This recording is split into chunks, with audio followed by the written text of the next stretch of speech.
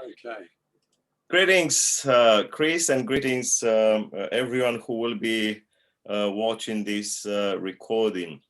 It is my great pleasure to welcome another guest of our world-famous series of IOCS discussions, conversations.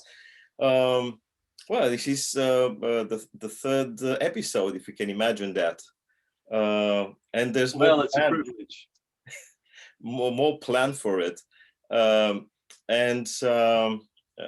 is my honor to introduce to our audiences the Reverend Dr. Chris Mulherin, who, by the way, has recently become my boss, so I have to be very careful as to what I say today. Before I invite Chris to talk to us, I'll just want to show you his profile at one of his workplaces where I have become recently an employee. It's ISCAST, in abbreviation, Christians in Science and Technology. The longer name of the organization being the Institute for the Study of Christianity in an Age of Science and Technology, which, by the way, I love. Chris is the ISCAST Executive Director, and perhaps you see there in his description, an Anglican minister with tremendous missionary experience, but also with a very rich background, engineering, philosophy, and theology. And I'll let him say a few more things about himself, but not before I show you his other profile at CTC, the Catholic Theological College in Melbourne, a member institution of the University of Divinity, where Chris also teaches philosophy. That's his official profile there. On this note, I turn to you, Chris, welcoming you once again and kindly asking you to share a few things about yourself with the worldwide audience of IOCS's conversations. Well, thank you, Doru. Thank you. And I guess the most significant thing about myself for the purposes of this conversation is that I have just become the boss of our new employee, Doru Costache. It's a pleasure to have him on board. Thank you. It is really great to have Doru on board ISCAST as research director, and it's a privilege to talk to you today. Thank you very much. Well, you asked about me. I'm a Melbourne boy. I studied engineering. I'm an Anglican, ordained Anglican. I spent 13 years in Argentina as a missionary. My wife Lindy and I took 4 boys, our 4 sons, to Argentina. We came back from Argentina with 5 sons. So we have 1 Argentine in the family. He was born a few years after the other boys. And we got back to Australia 13 years ago. Since then, I've done a PhD it's a DThol technically, in the field of epistemology, relating scientific knowledge and theological knowledge. Philosophical hermeneutics is the technical field that it was in. And I've been involved in ISCAST for a number of years now, and ISCAST has moved over the last few years from being more focused on a fellowship group for Christians who are scientists to including a wider range of public engagement in churches, engagement in schools, and engagement with the general public through resources on the website, through events, through conferences. And of course, one of the things that we're doing right at the moment is revamping the ISCAST journal and ISCAST's academic pursuits. And one of the ways we're doing that is we've just employed 2 people. As I mentioned, we've employed you, Doru, 2 days a week as research director, and we've also employed another recent theology PhD graduate, David Hooker, as publications director.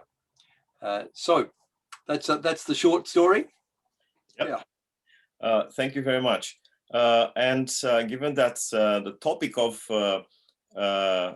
this talk is actually ISCAST and your activity within it, I'll kindly invite you to share with us a few things, details about ISCAST's history a bit, and some of its current activities and long-term goals. Sure. Well, historically, ISCAST has been around in Australia for about 30 years. It is, as Doru said at the beginning, the Institute for the Study of Christianity in an Age of Science and Technology, although mostly we refer to ourselves as Christians in Science and Technology.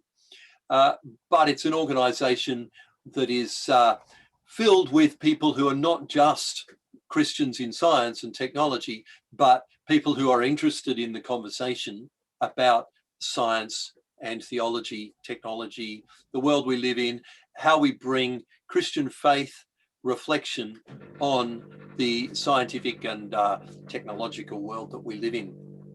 So our base and our interest base is much broader than that. But the interesting thing about ISCAST is that we've been a little bit hidden for 30 years, and we very regularly come across people who say, well, I'd never heard of you. It's great to hear about you. How do I sign up? So by the way, people to do that. Yeah, it has been very fortunate for me to stumble on some piece of news. It was an ad. I don't remember where I read it. That was 2018 in May or June or something like that.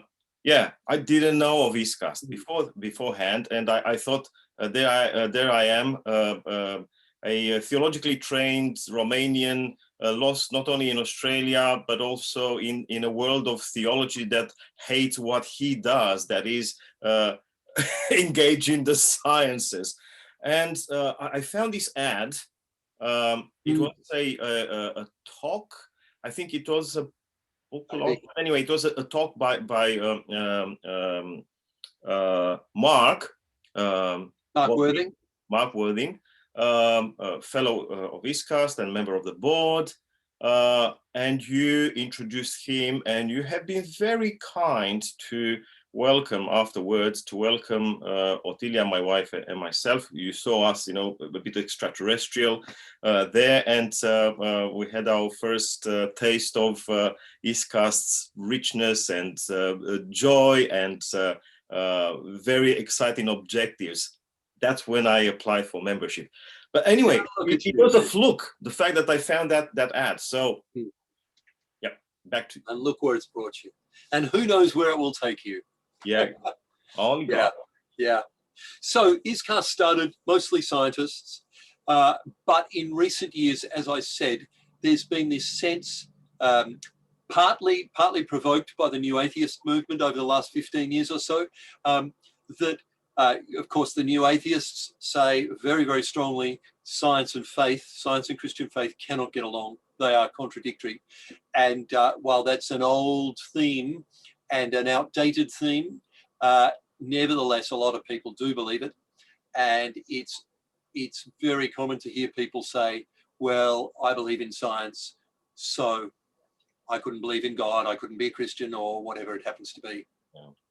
So we recognised in the last 6 or 7 years, we've recognised that ISCAST has a significant role to play in generating healthy conversation about science and Christianity. So that is our vision. Our vision we express in 3 short sentences.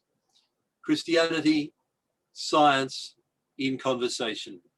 We aim to generate constructive conversation here in Australia about science and Christian faith. And of course, we are in relationship with groups in North America and in Europe and in New Zealand who are fraternal organisations, like-minded organisations. And we're also very keen to be in relationship with groups in Australia who are also interested in generating constructive conversation about science and Christian faith. So we've done more of that sort of, well, in Christian terms, some Christians would use the word apologetic. Apologetics means different things to different people, but in the very broad sense, it is about defending the faith. It is about explaining why certain supposed obstacles to Christian faith are not in fact obstacles. And in our case, the big obstacle that many people see is science, that science is an obstacle to Christian faith. And philosophically speaking, historically speaking, theologically speaking, that's not true, but so many people do think that.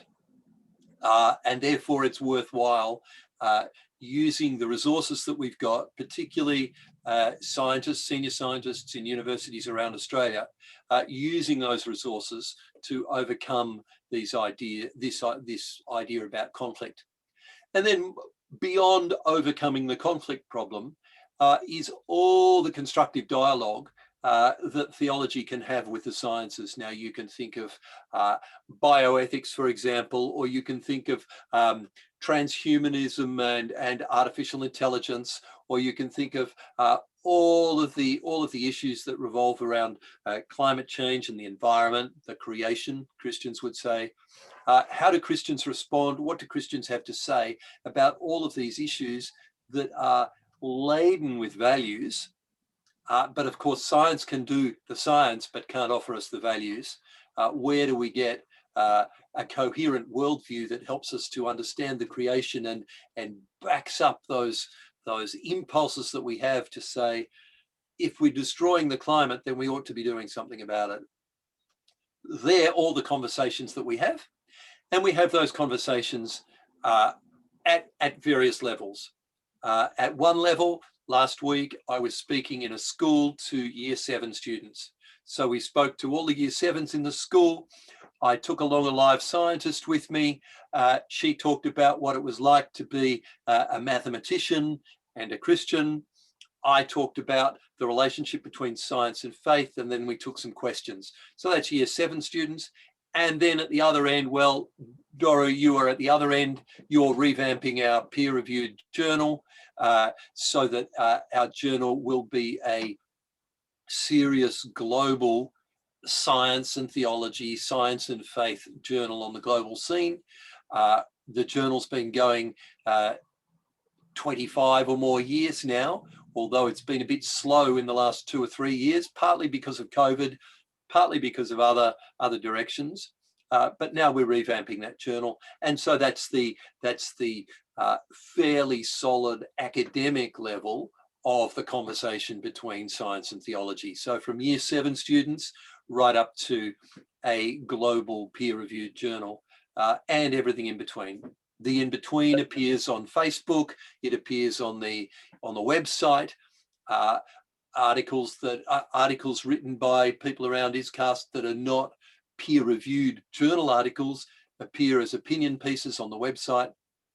And then on Facebook, we're engaging a larger and larger and mostly younger demographic in different ways. How's that for an overview? Well, thank you very much. That's actually impressive, and that's actually what prompted my interest in ISCAST. I noticed on the one hand the very generous Christian agenda, but not as in annihilating everyone else. And I actually enjoy very much this spirit in which it's about defining Christianity against the backdrop of a culture that is fair and square, scientifically based. And instead of promoting another antagonistic kind of agenda we hold the values, we tell the truth, and so on and so forth. ISCAST is an open field where opinions meet, opinions are expressed, and it's all for the greater good of the world. And that's something that I believe is very important. And the fact that ISCAST through you and Sarah and others, gets to the grassroots, get into the schools to show what a beautiful example you have given us, to show those young minds and hearts, the fact that there you go, a person that is you, trained in a number of areas, from engineering to philosophy to theology, and a mathematician who's also a Christian. That's the perfect approach, intuitive. It's not a matter of writing a few nice words on a, what's that? It's not a blackboard now, it's a whiteboard. It's a whiteboard, or one of those electronic things. Okay, it's a matter of presenting living people who embody that very message of convergence, of synergy, of compatibility, and so on and so forth. But in between, so you mentioned the fact that there's this end and there's that end of ISCAST's broad outreach.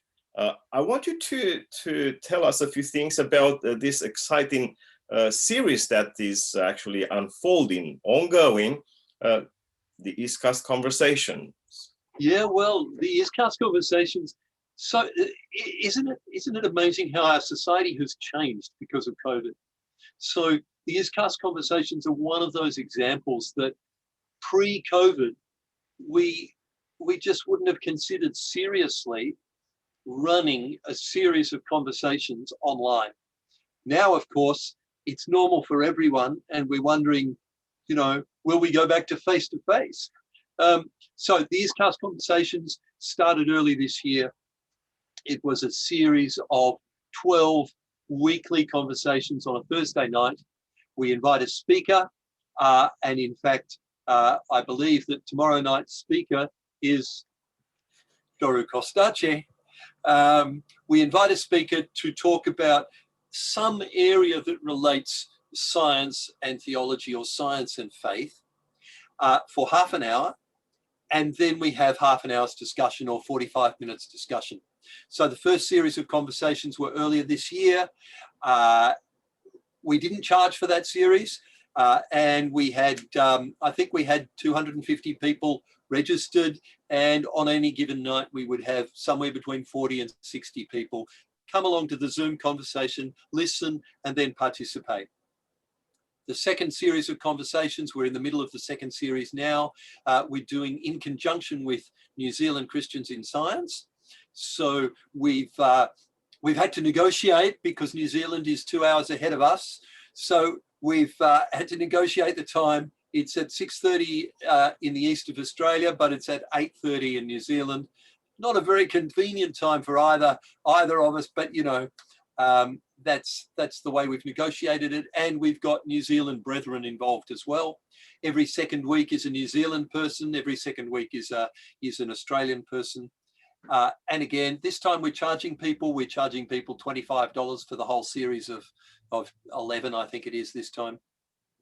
And again, we've got close to 200 people registered, and on any given night, 50 people, 60 people come along to hear the talk. It's very communal, because you see people's faces. It's not face to face, but you see the same faces week after week. Some stay around afterwards to have a bit of a chat. It builds community, even though it's not what we would have expected a year and a half ago, not the manner we would have expected to build community, but there it is. Against all odds, something significant happens actually, as a subscriber to this second round of conversations, I can tell that it's very enriching. I mean, some talks, of course, are way above my pay grades, unintended. I mean, of course, all the speakers strive to be as intelligible as possible to such a broad audience. But some topics are really, I mean, more technical than others. Still, there's always something that you learn, and I believe that the best part is not the actual talk; it's what unfolds afterwards. That conversation, when you see how other people in the audience actually perceive the same kind of topic or approach of a given speaker. And that's a very enriching experience. And I believe that, again, well, we can't say thank God for COVID, but we can turn things, That's right, painful situations, into something good, something constructive, bring in some, I don't know, light, hope, and comfort to people who otherwise not only would not meet one another, but would suffer of isolation and so on and so forth. By the way, Melbourne just came out of some restrictions. Now Sydney is back in business. There you go. it's a crazy time. Yeah. But these interactions, this exposure of the message, this communication of the message to so different audiences is something that is, I can call it, the ISCAST brand, which is very appealing to me, and it shows that apart from its very diverse constituencies, scientists, philosophers, theologians, biblical scholars, economists, and so on and so forth, engineers, and so on and so forth. ISCAST is a channel of Christian mission. And I'd like to return to a point that you made earlier, that ISCAST is not only interested in establishing friendly cooperations with similar organizations in other parts of the world, as it does, actually, but also with other Christian bodies, I assume within Australia. Could you comment further on this topic? Sure. I'll comment at two different levels. One level perhaps comes out of our values, our understanding of who we are. ISCAST is not a lobby group, so our job is not primarily anyway to take positions on things. Our job is to encourage Christians to and others to encourage the conversation. So what are the parameters of that conversation? How is it that we have an Orthodox Romanian working for ISCAST? Have we no limits? Yes, we do have limits. We are committed to not to Romanians. That's right. We are committed to two things. We are committed to mainstream science. Mainstream science is probably right, mostly. That's the common sense understanding of science. Science gets it wrong. Science is about skepticism as well. Science doesn't always get it right, but basically we're committed to mainstream science. And on the other hand, we're committed to, well, you could put it that way, we're committed to mainstream Christianity. That is to say, Orthodox with the small o, Orthodox creedal Christianity. We are, if you like, robustly Christian. We're not just Christian in value, in our values. We are committed to the historical Christian faith as it's found in the creeds, etc. So on that basis of commitment to mainstream science and commitment to robust Christianity, we have a conversation. And if you are committed to mainstream science and Orthodox, small o, and creedal Christianity, then you are welcome in the fold as an ISCAST person who's going to explore things. Now, you're going to get ISCAST people on the right of politics and on the left of politics. You're going to get those who are saying nuclear power is the way to save the world, and you're going to get those who are saying nuclear power is a work of the devil. Well, let's have that conversation over the basis of the agreement that we have as Christians, as people who seek the truth, as people who respect mainstream science. That's the conversation that we're having. In terms of alliances, in terms of partnerships, we are keen to work with any other like-minded organisation. So sometimes we run events in conjunction with another organisation. In the longer term, we are open to partnerships with organisations, to formal partnerships with organisations if there's a synergy that serves ISCAST's interests and serves the interests of the other organisation. What we don't want to do is we don't want to find ourselves in competition with other organisations. I don't think Christians need to spend their time thinking in competitive manners, and especially in a country like Australia. It's a very small country, and the Christian pond is not very big. Christians need to learn to work together and to encourage one another. Well, we'd like to be part of doing that. Whether there is sort of very tangible interest or very tangible benefit to ISCAST or not, we would like to be in fraternal, encouraging relationships with other Christians around the country. Thank you, Chris. Is there any practical way in which, for instance, ISCAST envisages to assist in other Christian organizations, for instance, by providing some kind of consultancy or teaching materials, stuff like that? And before I give you the floor, I would like to share again my screen, showing to our audience your book, Science and Christianity, Understanding the Conflict Myth. I'd like to point out the fact that it is available through the website of ISCAST for those who will be interested in acquiring this amazing book, which actually received a prize. By the way, this I should show. See, perhaps everyone can see what I highlight. The book is free for new members of ISCAST. Yes, it is. Just join here. Click that button, then send us an email asking for your book. Can you tell us a few things about this book? My understanding is, going through it,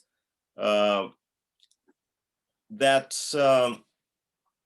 it's a very important resource that can be used, of course, for personal benefit, but also as, if you like, a piece of logistics for people who are involved in teaching, providing approaches and examples and arguments and everything that a teacher might need to communicate the Christian message in a way that takes in consideration the cultural parameters of our time. Yes, I wrote the book because I didn't think there was an easy to use resource around for lay people, if you like, for teachers, for pastors, ministers in churches, for church small groups, curriculum materials for schools. It's easy to find, big, thick books that none of those people will read those books on science and theology. So I wrote this book in conjunction with Garrett Publishing. So Garrett Publishing they're used to educational materials, and they helped me get it together. So it's not one long text, it's actually 4 short chapters and then lots of different articles. So there's articles on the new atheists, and there's articles on climate change, and there's articles on prominent scientists who are Christians, lots of different bits and pieces that are accessible. But in the process, I've tried to include the basic elements for understanding the conflict myth and understanding why there is no fundamental conflict. So I've tried to help people in an easy to access way. And then Garrett Publishing did an excellent job of images and layout and color and all that sort of thing to make it a very attractive book. And we're currently working on curriculum materials, sort of based on that book. Also with Garrett Publishing, they will be online materials that Garrett will sell to schools, and schools will buy the unit on climate change and Christian faith, for example, and it'll be pre-packaged, ready for the school to just use in their religious education or their values education classes. So it's an easy to use introduction to the issues. Yeah. And that's something that is badly needed in the current circumstances. My personal conviction, and to an extent fear, is that given the lack of proper information about Christianity and science, it is more and more obvious that we cannot withstand the rise of fundamentalist opinions, radical opinions, and my most profound conviction is that only through education, appropriate education, extremism can be avoided. So this is one of the things that I believe your book and ISCAST's outreach at this level is so important, providing many Christian agencies with tools that are appropriate for the task. I was about to say fit to purpose, but I remember that I hate that expression. We hear it too often, far too often these days. That's right, along with KPIs. Yes, true. But it's a very appropriate and user-friendly tool to be put in the hands of teachers and students and so on and so forth. And this is where I believe ISCAST can become and should become a more significant player in the Australian landscape, educational landscape, but also the missional landscape and so on and so forth. And the fact that recently the organization began to improve its image, as in social media and so on and so forth, will only help people, interested parties, to make sense of the value of ISCAST's input, and this will lead, I hope, to further partnerships and cooperations. Yeah. That's something to work on still. Yeah, that's right.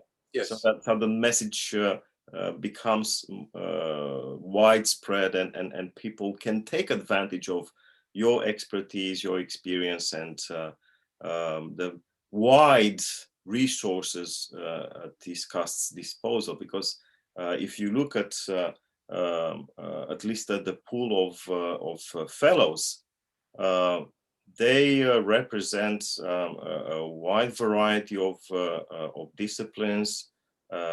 Some of them are world-renowned scientists and scholars, and it would be a pity for the Australian society, especially Christian agencies not to take advantage of this expertise, which is Christian expertise packaged for the purposes of reaching out a world that is, well, by and large, hostile to Christian ideas. Yeah, that's right. Yeah. It's a good place to be in. It's an exciting place to be in, I think, because as I've been enthusing with the new staff, the place of ISCAST in Australia is unique, and it's also an engaging place. People like science. Therefore, the science and faith thing is an engaging thing. And what we need to do is we need to spread the word and involve more people in the fold, and keep on doing all of those things that you know, we have so many doors open. We have to work out how best to step through those doors and how to fund the whole thing, of course. But I think that the funding comes if we are seen to be doing a good job, and we behave ourselves in an appropriately Christian, transparent, honest manner. Yeah. Well, let's pray for that. Thank you very much, Chris, for your input. I hope that people now can make a better idea about ISCAST's purposes, goals, ways of working, and that we all understand better the need for bringing together our energies in order to serve the gospel and the greater good of this world. Let me just say, you mentioned that if people want a free copy of the book, they can sign up as a member. So we do have paid members, but we also have our database. So if people are interested in news of what's going on in the ISCAST world, events, conferences, those sorts of things, you can sign up to the database. That doesn't cost anything. And you will hear news of Doru's talk tomorrow night and other such things. Yeah. But of course, by the time this recording gets out into the public space, your talk will be past history.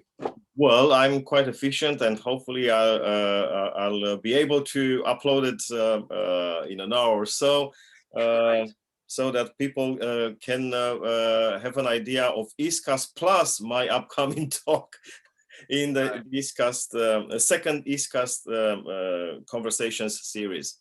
Thank you once again, Chris, for your time, for your input. It's a great honor, and let's pray for the kingdom to prosper even through the humble work of its servants.